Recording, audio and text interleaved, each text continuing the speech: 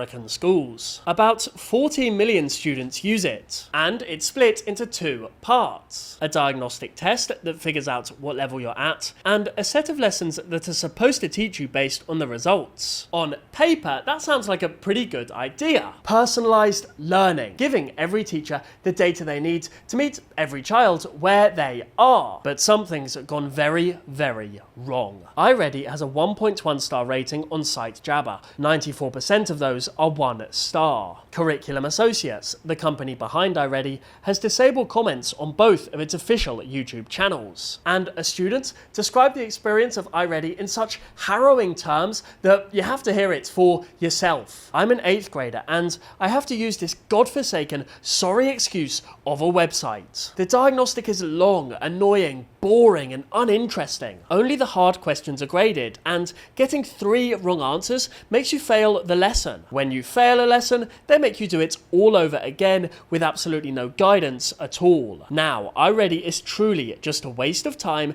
and has become a modern form of medieval torture. Medieval torture? That's a child describing their maths homework. And he's not alone. Indeed, the damage goes deeper than frustration. Kids are crying at their desks over iReady. Parents are describing anxiety, panic, children who used to love maths and now refuse to touch it. A 7-year-old testified before a government body that iReady should be against the law. Students are being pulled out of playtime because their diagnostic scores aren't high enough. We're looking at a mental health crisis dressed up as an educational tool. Hit that subscribe button for more deep dives into EdTech tools. Thank you. Back to the video. Now, because I'm British, I never used iReady. I didn't grow up with it, I've never taught with it, and honestly, until recently, I'd never even heard of it. When I was at school, if you tried your best, that was enough. You did a worksheet, your teacher marked it, and if you got stuff wrong,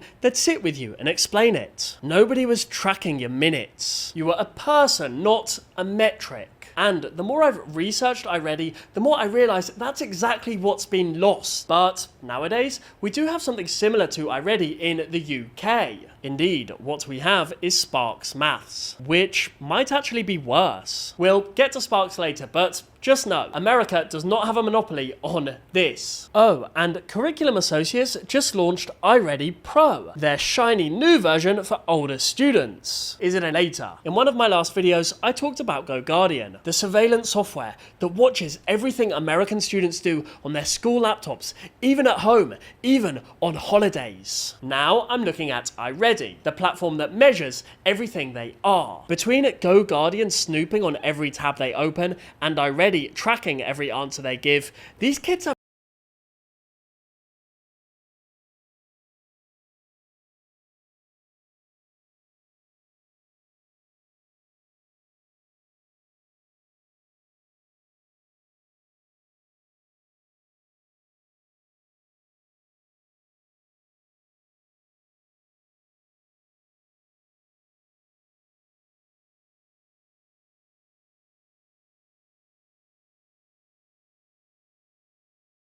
no space left to just be kids. America calls itself the land of the free. From where I'm sitting, it looks more like the land of the surveilled. I was inspired by Shrink's video, iReady is the worst, which has nearly 500,000 views and absolutely nails the student experience. Indeed, the one line that really stuck with me was this. Personally, I think these websites were created as a way to measure students not as people, but as metrics. Seriously, go watch Shrink's video after this one. He lived it. I'm just the horrified Brit looking in from the outside. Anyway, here's some reasons why iReady needs to be banned from every classroom in America. Part 1. The broken test. Let's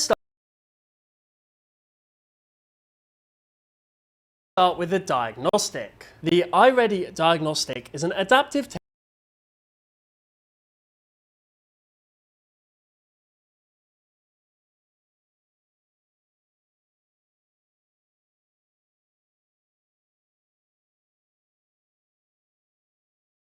administered up to 3 times a year. It adjusts in real time. Get a question right and the next one's harder. gets one wrong, and it drops down. Sounds reasonable enough. But think about what it actually means for a child sat in front of it. You're a second grader, you get a few right. Suddenly you're looking at differential geometry, and you're wondering what the hell happened. And on the flip side, if you're an 8th grader having a rough day, you might just have a question asking you to add 2-digit numbers. So embarrassing, as Shrink puts it. On the other side of that, being an 8th grader completing 2nd grader work is crazy. It almost feels spiteful, like the website is calling you dumb and slapping you in the face with the wrong answer. The diagnostic is long too, over an hour in many cases, sometimes even up to 2. And the results? One person said, "During the diagnostic, I was on a 7th grade level in 4th grade. I don't even know how, and I was just straight up guessing 87% of the questions." Wow, a child was guessing nearly 9 out of 10 answers, and ended up getting placed nearly 3 years above their grade level because of it. The whole thing functions like a random number generator with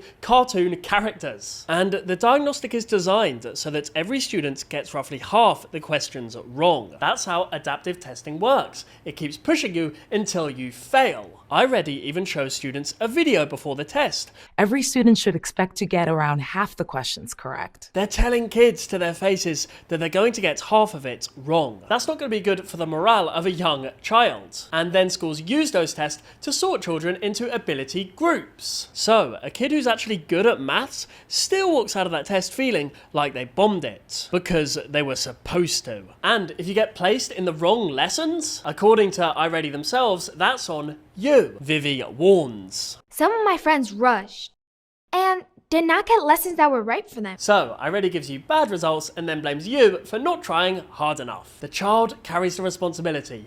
Always. The bit that really gets me is that teachers can't see the questions that their students even answered. Yes, they can't see the specific responses. They get broad summary scores, but nothing they can actually use. In a blog post called Why iReady is Dangerous, a maths teaching specialist explained, "The most a teacher will ever know is that a child scored poorly, for example, in numbers and operations. Folks, that is a giant category and far too broad to be actionable." She also found mathematically inaccurate questions within her first 10 minutes on the platform. A middle school teacher in Massachusetts told Unheard that the software was telling me that my kids were completely ignorant. But I knew for a fact they could take apart a right-angled triangle and figure out the other angles. Just think about that for a moment. A teacher, a human being who sees these children every day, knows what they can do, and the computer is overruling him. The algorithm says they're ignorant, so they're ignorant. The teacher's professional judgment doesn't matter. When I was teaching English as a foreign language abroad, the most important part of my job had nothing to do with data. It was